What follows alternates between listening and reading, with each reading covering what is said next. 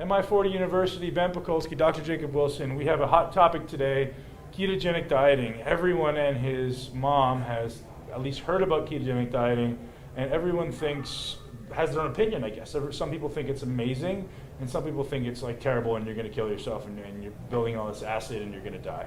So we've brought on Dr. Jacob Wilson, who's one of the world's authority in ketogenic research, to tell us a little bit about it. I know he does it himself, so you still do, or you have, or? Yeah, I do. Yeah, you still do keto? Yeah. And so obviously if the man himself is doing it, there's a reason he thinks it's important. And I know it's actually something that once I'm retired from bodybuilding, I'll probably do myself for quite a while as well. One, simplicity. Two, effectiveness, brain function, a whole bunch of reasons. So Doc, why don't you tell us, first of all, let's dispel some of the myths of ketogenic dieting. Mm-hmm. So when people speak about ketogenic dieting, a lot of them speak about creating acid, ketoacidosis. Can you talk about that, what that is, and how if it's detrimental at all? Yep. Okay. So basically, we measure blood ketones in our blood again as in millimolar concentration. So basically, let's say like if you buy a blood meter and you check your blood ketone levels, we say nutritional ketosis is 0.5 millimolars you've entered into it, and in our studies, we see anywhere from 0.5 to really not past like 3 to 5 millimolars. That's very high, 3 to 5. Mm-hmm. Now with that, your blood pH doesn't change. Your blood is very good at regulating pH. Ketoacidosis is uncontrolled formation of ketones when people are diabetic. And what happens is they get ketoacidosis, instead of being like 0.5 to 3, it goes up to like 18 to 20 millimolars. And at that point, ketones increase acidity in the blood, and it becomes very dangerous. That does not happen with general nutritional ketosis. Well, that's pretty simple. That's a good explanation, right? That simplifies a lot of things. Doc, what benefits do people notice from ketogenic dieting from your experience? So why do you choose personally to do keto, and what benefits do you notice? Well, the main thing, the main reason I choose is because I travel so much, and to me, people say it's harder. I think it's a lot easier. You're going to a restaurant, and every 5 seconds, no, don't put butter on you want vegetables, don't put butter on that. Don't put butter, it's just, they're always going to put butter on it. It's impossible to find clean carbohydrates. I know when I'm traveling and I'm trying to diet, if I want to find rice, it's cooked in butter and oils.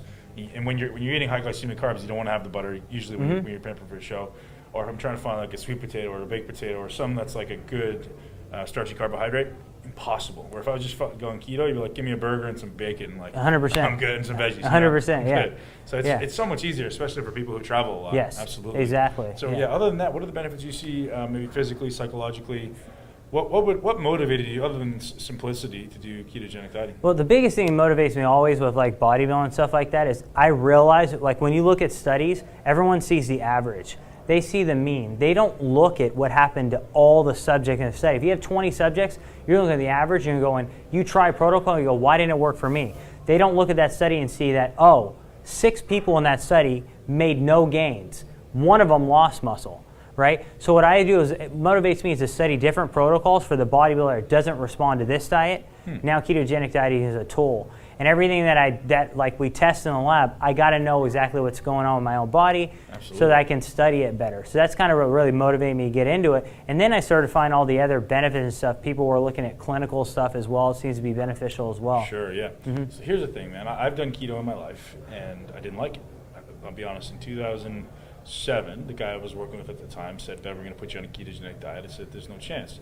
I tried it for a week, and I hated it. And the key is, I tried it for a week. So why do most people try a diet for 7 to 14 days and go, this just isn't for me, I don't feel good? Mm-hmm. Great question. So I think the big thing to understand, guys, about ketogenic diet and any diet, like Ben says, it takes time to adapt to the diet. And it actually takes at least like 2 weeks, and actually probably longer to adapt, meaning that you're producing enough ketones for your brain to function, and your tissues can take them up and use them effectively. Right, so it's important to realize your brain functions on glucose. And if you don't have glucose, because you're not taking in any carbohydrate, your brain is looking for fuel. And it takes, like as Doc says, it takes that time for your body to turn over and start using ketones in your brain as fuel. It takes your body time to start producing those ketones in a sufficient amount that fuels brain function. And once you do, so I'm told, I've never gone this far, it's a great feeling. Your brain function is increased, and your performance actually goes up as well. So I'm told. The big thing that I notice is I don't crash. And so like for me, having to do so much things cognitively, having to do so many experiments, having to read so many papers, my mind doesn't crash. Whereas like on carbs, I do have to eat more frequently, and I will crash a lot more frequently. Absolutely. But I feel like you do get better pumps with the carbs. Sure you do. And I think that's one of the things that bodybuilders miss so much, with keto. I mean, I've tried it. I've tried very low carb. I've tried keto. I definitely notice a performance decrease, although I've never done keto for longer than 4 weeks. I just don't feel as good. But as Doc says, the catch is when I'm using a high carbohydrate diet in the off season or at the beginning of my contest prep or whenever I happen to go high carb, my brain function is definitely impeded. Like there's times in the day when I'm like bang on, and there's times in the day where I'm like feel like I'm walking around like completely clueless about life. It's just a glucose thing. Like if I have a high glucose meal around the workout, like I'm taking 300 grams of carbs around the workout, an hour and a half later, you can pretty much rest assured I can't formulate a sentence. Yeah. Because you get this big spike and you get like, whoa, like, you start getting a little funky. And it's normal. So for average people, ketogenic dieting is a really great solution.